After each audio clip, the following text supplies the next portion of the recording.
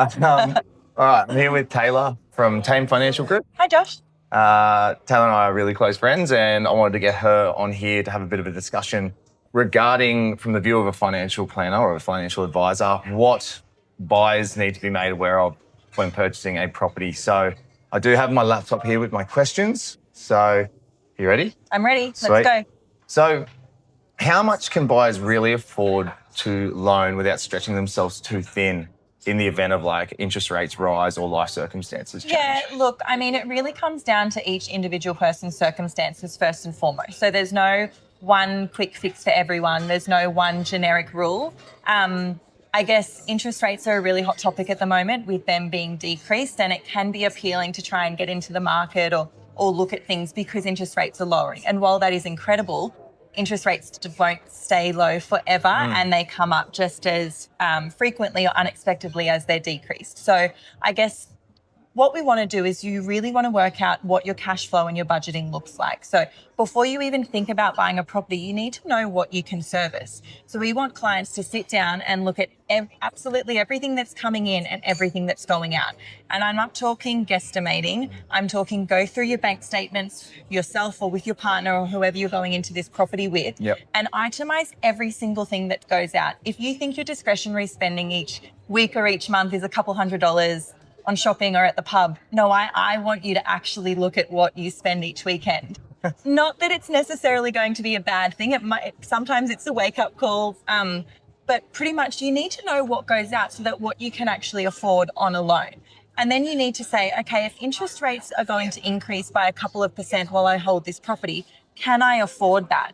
I know it can be appealing to say a bank tells you can lend X amount of money. And you go, amazing, I'm going to go and find a property and I'm going to get to that kind of LVR, loan to value ratio. The bank says I can spend this much, I'm going to go and spend that much.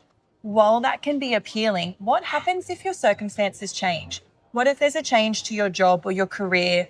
What if there's some change to your family's circumstances? What if there's another expense you have to allow for that you haven't allowed for? Yeah. What if something blows up with your car or you need to renovate? You know, if you stretch yourself too thin, you won't have that money to service those expenses that come up. And then I think it's also really important that you need to continue to live once you buy something. If you want to stretch yourself too thin and you have no money left over, you haven't allowed for rates, body corporate, water, electricity, those kinds of things, insurances on whatever property you buy, you kind of left yourself a little bit too thin there. Yeah, okay. Good to know, because I've definitely seen in the past where I've dealt with buyers and they were loaning up to 80% or leveraging up to 80% of the loan they were approved for. And I would often say to them, like, in the event that interest rates were to go up, are you going to be able to service this? Because the last thing you want to see is, well, for myself as an agent, is helping a family secure a property, finding out they've leveraged themselves to the max, and then if interest rates were to go up, then not then be able to service the family house and then foreclose on it. Exactly. And you don't want to be forced to be in a position where you have to sell because you can no longer hold it. You want to sell the property at a time that suits you, your family, your circumstances, your financial goals. If you're forced to sell because you can no longer afford it, those are really unfortunate circumstances and probably a time to look at your situation and kind of recalculate everything. But from a position of a financial advisor, and when we step in, when clients come to us and say, I'm looking at purchasing a property, how much can I spend on it? We go through, it sounds really boring, but we go through cash flow, budgeting, how much comes in, how much goes out, what do we need to allow for in the future, what's the purpose of holding this home? And then we run a stress test as well. So interest rates are X% at the moment. We run situations showing that if interest rates rise by up to 3%, can you still service this property? Now, that's quite a drastic increase. Yeah, of course. But we want to see that in the worst case scenario, can you still hold this property? Yes or no? And then our clients can make an informed decision based on all the information that they have. Unreal. Next question. So this one for first home buyers. Tayla, what government grants, incentives or first home buyer schemes are they eligible for, and how do they affect first home buyers' loan structures? Yeah, so I'm going to sound like a broken record here. Okay. It does come down to individual circumstances. But there's a lot out there for first home buyers. So that's if you're purchasing your first home, that you haven't been the owner of any type of property in the past. It comes down to the value of the property. There's some stamp duty concessions as well, where that comes down to the value of the property also. Probably the best place to start when you're looking at your grants and your concessions is with your broker. So a mortgage broker is going to have a look at your situation and identify if you're eligible for anything.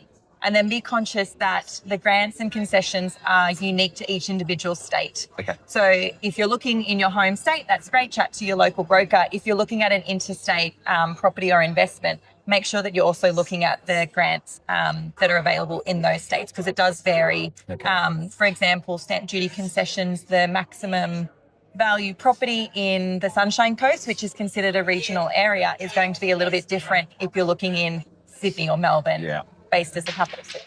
Okay. And finally, there's a lot of different terms and there's different conditions on loans. Yep. Obviously, people want to know what the smartest loan strategy is for them. Yeah. Fixed, variable, combination of the two. What would you recommend for people that are a bit uncertain about that?